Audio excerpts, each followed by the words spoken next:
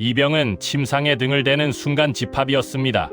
라면 한 봉지를 제 손으로 끓여 먹으려면 상병은 돼야 했고, 편지 한 통 보내려 해도 고참의 눈을 먼저 거쳐야 했습니다. 지금 이 말이 믿기십니까? 믿기 힘드시다면 이 영상이 끝날 때쯤엔 생각이 달라지실 겁니다. 안녕하세요. 전우희 기록입니다. 오늘도 찾아와 주신 전우님들 진심으로 감사드립니다.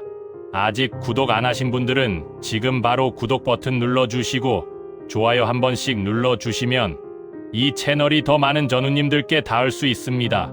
오늘은 1980년대 군대 내무반에서 실제로 벌어졌던 일들을 다룹니다. 제목은 바로 이것입니다. 이병이 내무반에서 살아남기 힘들었던 이유 탑7. 훈련보다 더 힘들었다고 말씀하시는 분들이 많습니다.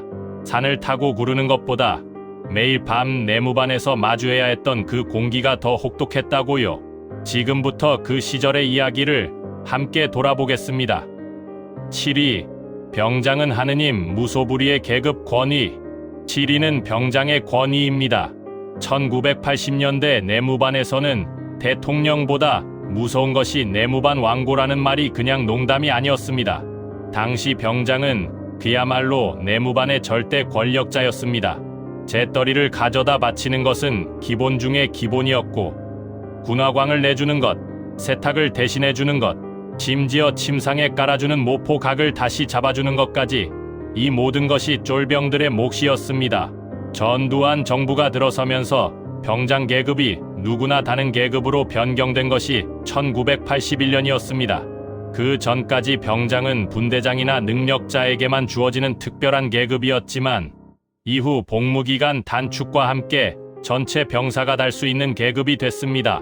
그러나 계급의 권위는 전혀 줄지 않았습니다. 오히려 더 촘촘해졌습니다. 간부들조차 병장이 저지르는 웬만한 일탈은 눈을 감아주던 시절이었습니다. 혹한기 훈련 텐트 안에서 버너로 라면을 끓여 소주를 마시는 것도 선을 크게 넘지 않으면 묵인이었습니다. 그야말로 안방에서 군림하는 임금님이 바로 병장이었습니다. 그렇게 군림하던 그 병장도 이병 때는 똑같이 당했습니다. 그것이 이 시절 내무반의 방식이었습니다. 6위. 내 마음을 고참이 읽다 편지 검열. 6위는 편지 검열입니다. 지금이야 스마트폰으로 언제든 부모님께 전화를 드릴 수 있지만 1980년대 군인에게 바깥 세상과 연결되는 유일한 통로는 편지 한 장이었습니다. 그런데 그 편지조차 온전히 본인 것이 아니었습니다. 당시에는 군사보안이라는 명목 아래 병사들이 외부로 보내는 편지를 내무반장이나 간부가 먼저 열람하는 관행이 광범위하게 퍼져 있었습니다. 부모님께 너무 힘들다고 솔직하게 쓴 내용이 고참에게 먼저 읽히고 밤에 집합이 열리는 일도 있었습니다. 애인에게 보내는 사연이 고참들 사이에서 비웃음거리가 되는 일도 다반사였습니다. 사생활이란 개념 자체가 존재하지 않았던 공간, 그것이 80년대 내무반이었습니다. 군번줄 하나 묶인 그 안에서는 생각마저도 온전히 내 것이 아니었습니다. 편지지를 앞에 두고 무슨 말을 써야 할지 몇 번이고 다시 생각해야 했던 그 시절 전우님들의 마음을 이 채널은 기억합니다. 5위. 지약 뚜껑 위에 원산 폭격, 기상천외한 얼차려. 5위는 얼차려입니다. 훈련장 얼차려보다 내무반 얼차려가 더 무서웠다는 이야기가 많습니다. 훈련장 얼차려는 적어도 이유가 있었지만 내무반 얼차려는 이유를 알 수 없는 경우도 허다했기 때문입니다. 당시 대표적인 얼차려 중 하나가 한강철교였습니다. 두 침상 사이에 허리를 대고 누워 다리와 상체를 들어 올린 채 버티는 자세인데 이것을 몇 분씩 반복하는 것만으로도 온몸이 무너지는 듯한 고통이 밀려왔습니다. 지약 뚜껑을 바닥에 놓고 그 위에 이마를 박는 원산 폭격 변형 얼차려도 있었습니다. 딱딱한 플라스틱 뚜껑 위에 이마를 댄 채 몸을 수직으로 세워야 하는 그 고통은 경험한 사람만이 알 수 있습니다. 더 서글픈 것은 이런 분위기 속에서 오늘 왜 아무것도 없지? 라는 불안감이 오히려 더 힘들었다는 증언입니다. 집합이 없는 날 밤이 오히려 더 긴장됐다는 역설적인 이야기가 그 시절 내무반의 분위기를 단적으로 보여줍니다. 그 모든 것을 버텨낸 전우님들이 진심으로 존경스럽습니다. 4위. 뽀그리는 상병부터 먹거리도 계급 순서. 4위는 먹거리의 서열입니다. 라면이 군 부식으로 보급되기 시작한 것은 1980년대 초중반이었습니다. 그런데 그 라면 한 봉지를 마음대로 먹을 수 없었습니다. 당시 막사 내부에는 가스버너도 없었고 라면을 끓일 환경 자체가 안 됐습니다. 간부들에게 배정된 컵라면은 병사들 손에 들어오는 경우가 드물었고 배치카 난로 위에서 반합으로 끓이는 것은 병장의 특권이었습니다. 이병은 라면 봉지를 손에 쥐고도 먹지 못하는 경우가 많았습니다.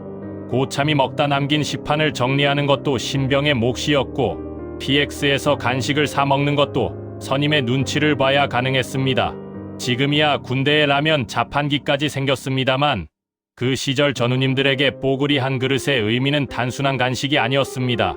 그것은 짬이 쌓였다는 증거이자 조금 더 사람 취급을 받게 됐다는 신호였습니다. 배치카 불빛 아래서 반합 뚜껑을 들어 올리던 그 순간의 감격을 지금도 기억하시는 분들 많으시리라 생각합니다. 3위, 안경 썼다고 집합, 황당한 집합 사유들. 3위는 도저히 납득이 안 됐던 집합 이유들입니다. 이 채널 영상 댓글에도 전우님들이 남겨주신 실화들이 참 많습니다. 들어보시겠습니까? 목소리가 너무 좋아서, 안경을 쓰고 있어서, 여동생이 예쁘다고 소문이 나서, 심지어 훈련 전날인데 긴장한 티가 안 난다는 이유로도 집합이 열렸습니다. 황당하게 들리지만 이것이 실제 1980년대 내무반의 일상이었습니다. 집합의 이유는 중요하지 않았습니다.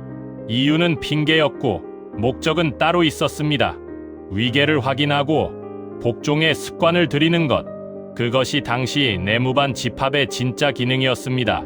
군인 정신을 만든다는 명목 아래 이뤄진 가혹행위들이 1990년대 초반까지 당연한 것으로 여겨졌다는 것은 지금 돌아보면 분명히 잘못된 일이었습니다.